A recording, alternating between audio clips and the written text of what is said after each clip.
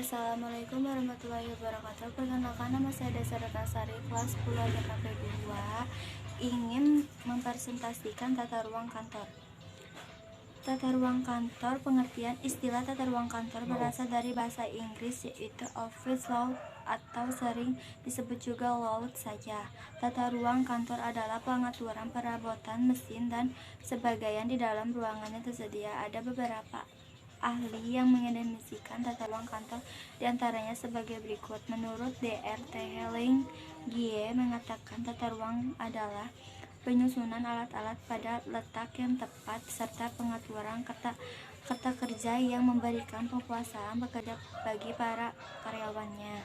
Menurut Litterfield dan Peterson mengatakan office layout may be defined as the agreement of features and equipment with specified for space. Tata ruang kantor dapat dirumuskan sebagai penyusunan perabotan dan alat perlengkapan pada luas yang tersedia. Tata ruang kantor disusun berdasarkan aliran pekerjaan kantor, sehingga perencanaan ruang kantor dapat membantu para pekerja dalam meningkatkan produktivitas. Selain itu, pengaturan tata ruang kantor yang baik akan memberikan keuntungan diantaranya: 1. Mencegah penghamburan tenaga dan waktu para pegawai karena berjalan mondar-mandir yang sebetulnya tidak perlu. 2. Menjamin kelancaran proses pekerjaan yang bersangkutan. 3. Memungkinkan pemakaian ruang kerja secara efisien, yaitu suatu luas lantai tertentu dapat dipergunakan untuk keperluan dan yang sebanyak-banyaknya. 4. Mencegah para pegawai di bagian lain terganggu oleh publik yang akan memenuhi suatu bagian tertentu. Liang Gie 1983 dan 1602. Para ahli ilmu jiwa pendapat bahwa lokasi fisik atau tata ruang tempat orang bekerja mempunyai pengaruh terhadap sikap, produktivitas, dan pergaulan dengan yang lain. Kantor modern dirancang dan dibangun sesuai dengan perkembangan teknologi. Rancangan kantor-kantor modern adalah kantor terbuka sehingga mempermudah komunikasi dan terjalinnya kerja yang harmonis. Human Miller Inc., perusahaan perancangan kantor yang terkenal taraf kantor terbuka. Miller menjelaskan bahwa kantor yang kita kenal sekarang ini sudah berumur lebih dari 100 tahun. Pada mulanya kantor adalah sekumpulan orang yang bekerja dalam satu ruangan yang penuh, memakai pena dan tinta untuk menulis dengan tangan dalam buku-buku besar dan membuat perhitungan yang rumit. Tidak ada mesin ink, tidak ada mesin hitung, meja kantor yang kanvas, alat-alat reproduksi, dan sedikit pengertian mengenai pengaruh lokasi serta kenyamanan bagi pekerja. Konsep kantor terbuka dapat menimbulkan salah pengertian. Ini bukan sekadar suatu ruangan tanpa tembok dengan meja-meja yang diatur sembarangan.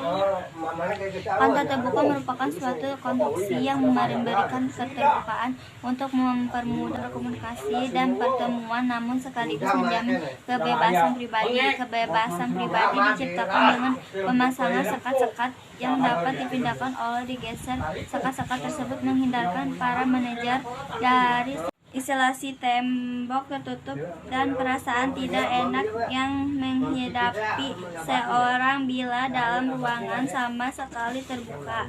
Keuntungan yang diperoleh dari kantor terbuka adalah kantor terbuka memungkinkan perubahan terus-menerus dengan biaya minimum setelah pola dasarnya ditetapkan.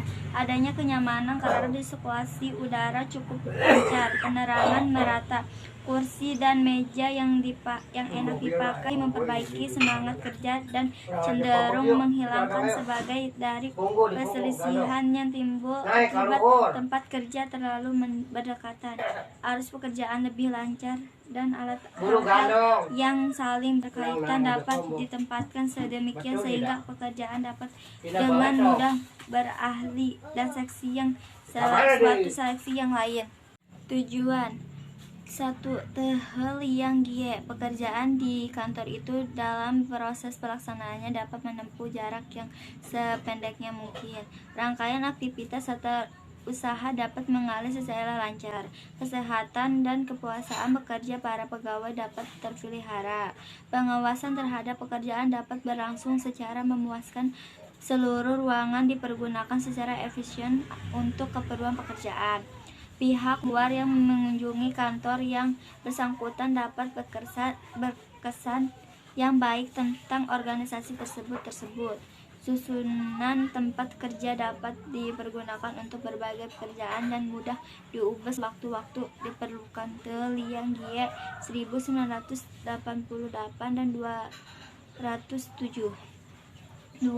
Geoffrey Moyes dan Stephen Gifford, 2 orang ahli dari Inggris, menegaskan bahwa tujuan tata ruang kantor yang baik suatu kantor adalah persyaratan peraturan perundang-undang dipenuhi, setiap ruangan dipergunakan sehingga bermanfaat besar, kondisi kerja yang baik disediakan bagi setiap orang, memudahkan pegawaian untuk dapat melihat staf yang bekerja, rasa memiliki dan loyalitas pada kelompok kerja terpelihara, komunikasi dan arus kerja diperlancar, operasi yang bising dan mengganggu dipisahkan tersendiri, saling mengganggu antar pegawai dihindarkan, menyediakan pelayanan yang baik misalkan listrik, telepon, memberikan keamanan.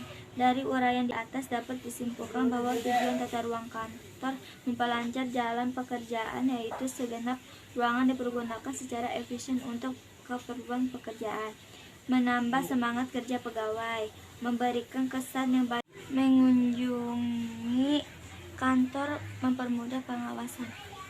Sekian dari saya. Wassalamualaikum warahmatullahi wabarakatuh. Terima kasih.